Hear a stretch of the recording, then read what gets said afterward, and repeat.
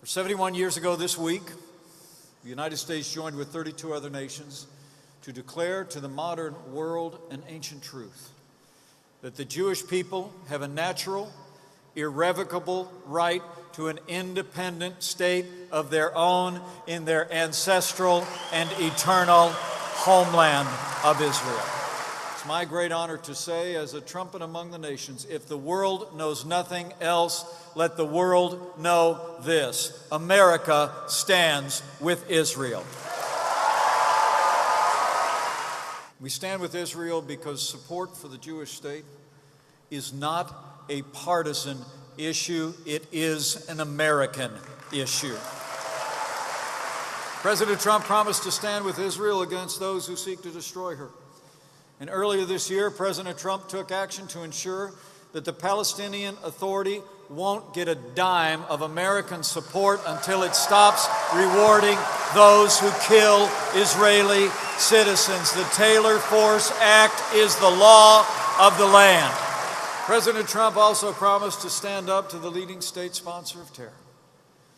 And he took decisive action and kept his word when President Donald Trump withdrew the United States of America from the disastrous Iran nuclear deal. And this month, we reimposed every last sanction that the previous administration had lifted.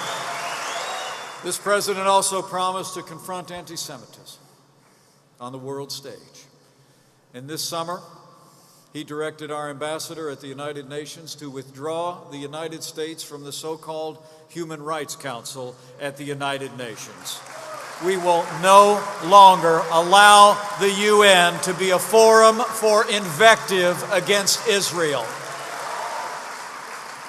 In the wake of Airbnb's decision to ban listings of Jewish homes in eastern Jerusalem and the West Bank, we've made it clear: the boycott, divestment, and sanctions movement is wrong, and it has no place in the free enterprise of the United States of America.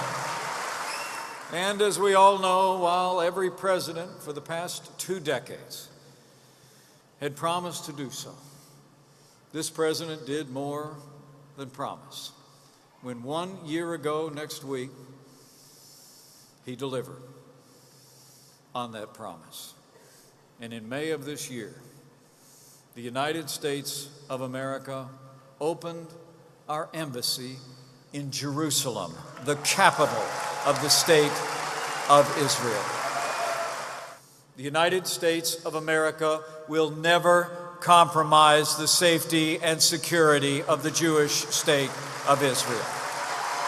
But as we've seen in recent weeks, the terrorist threat still festers at Israel's borders.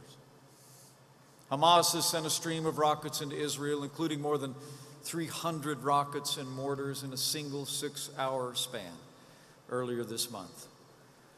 These attacks against Israel must end, and they must end now.